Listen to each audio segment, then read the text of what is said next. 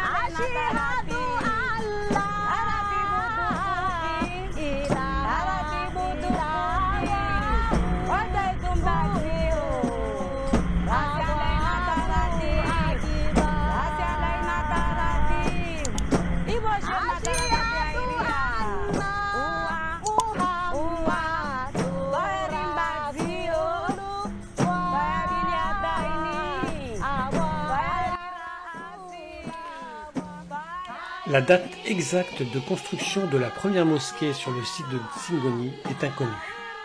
Les fouilles réalisées en octobre 2016 ont constaté une occupation du site dès le XIIIe siècle et la présence d'un édifice cultuel au XIVe siècle, à la même époque que Notre-Dame de Paris. La première date connue avec certitude est celle de l'édification du mihrab en 1538 sur ordre du sultan shirazien Ali Ben Mohamed, dit Aïssa. Tsingoni est alors la capitale de Mayotte, érigée en sultanat à partir de 1460, et la mosquée est donc nommée Mosquée Royale.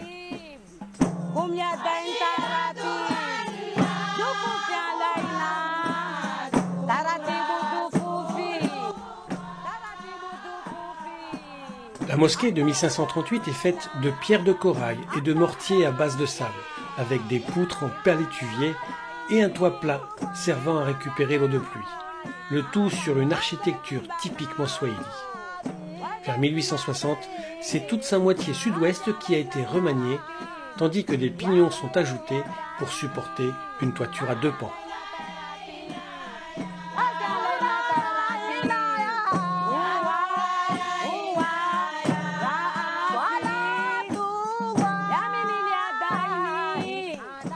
mosquée originelle était organisée avec une salle de prière rectangulaire, avec des couloirs latéraux et des murs épais pour supporter le poids de la terrasse. Une ouverture au plafond et des fenêtres ogivales éclairaient la salle de prière. Une seule porte surmontée d'un arc cisailloïde et avec des éléments de bois, ainsi qu'un pilier, sont encore d'origine. L'accès se faisait alors par le nord et l'ouest, près de la Qibla et du Mihrab, où un petit escalier permettait d'accéder au toit-terrasse. Enfin, un minaret escalier de faible hauteur existait aussi. À l'intérieur, le mur de la Qibla comporte une loge, d'où est prononcé l'appel à la prière, et un escalier minaret typique des mosquées swahili. Le plan d'origine n'a pas changé jusqu'aux années 1980. Le mihrab, ou tsingoni, cette niche sculptée qui indique la direction de la Mecque dans toutes les mosquées, est souvent présenté comme l'élément le plus remarquable de la mosquée. Ce mihrab est composé de blocs de corail sculptés avec des moulures et des décors géométriques intégrés au mur de la Qibla. Les deux inscriptions sur le bloc de corail, qui ont été découvertes en 2006 lors de travaux, ont confirmé les sources indirectes sur le sultan commanditaire des travaux et la date de l'inauguration, soit le 1538 ou 944 de l'Hégire. La mosquée abrite la tombe présumée du sultan Aïssa, d'abord à l'extérieur, mais aujourd'hui intégrée au sein de la première extension au nord. Elle était au XIXe siècle percée d'ouvertures tréflées. Deux mausolées extérieurs existent parmi les tombes de l'un des deux cimetières. Ces mausolées pourraient abriter la femme et la fille du sultan. Les toitures pyramidales des mausolées, qui sont du corail brut, représentent de la végétation. Chacun était ajouré et avec des portes pour symboliser une habitation. Ces deux mausolées, dans le cimetière ouest, rappellent les tombes d'architecture similaire présentes dans l'archipel de Lamu, au lieu de la culture swahili au Kenya. Entre 1790 et 1820, la ville est en grande partie détruite par les razzias malgaches, mais pas la mosquée. La capitale sera alors transférée sur le rocher de Dzaoudzi, plus facile à défendre. Après cet abandon partiel de la ville, les habitants entreprendront au milieu du XIXe siècle la restauration de la mosquée. Puis viendront d'autres remaniements, notamment en 1986, en 1991 avec l'édification du minaret et en 2004. La mosquée d'origine a été absorbée par les extensions, mais elle reste visible. Plusieurs parties majeures sont d'origine, comme la porte nord et surtout le mihrab en corail sculpté.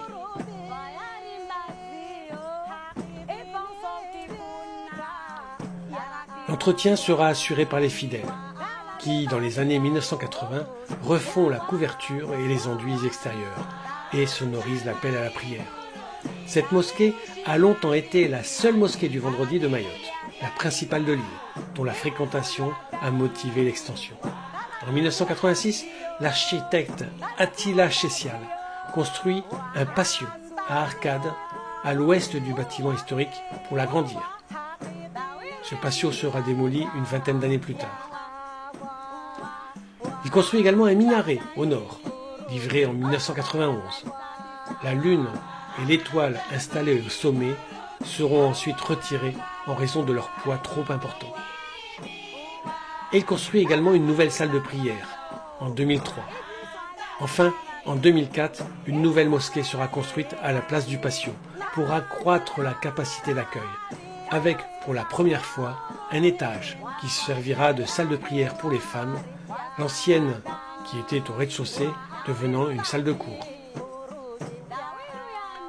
Ces extensions, entreprises depuis les années 1981 pour répondre à l'importante fréquentation, ont été sans cohérence d'ensemble et ont rendu nécessaire une restauration pour valoriser le site qui est à présent entouré d'un dense tissu urbain.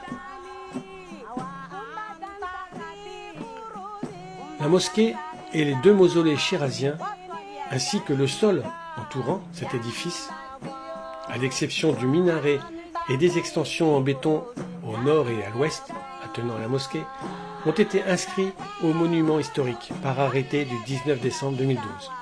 Puis, ce même périmètre a ensuite été classé par arrêté du 25 mars 2015. Enfin, le minaret a été inscrit au monument historique par arrêté du 7 avril 2017. Moi, je croyais que Singoni, c'était simplement cette rue qui fait le tour. Et là, hier, j'ai découvert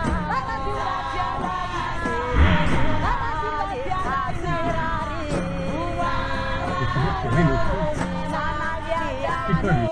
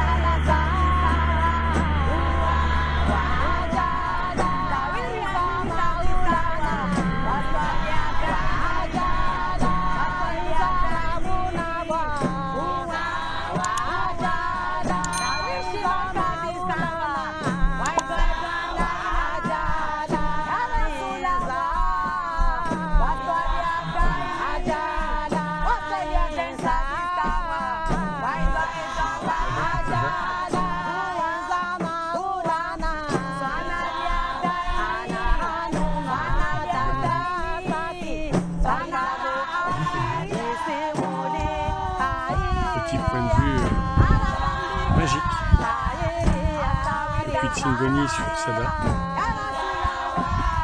Quand on tourne, on voit jusqu'à le Sangemuji au-delà.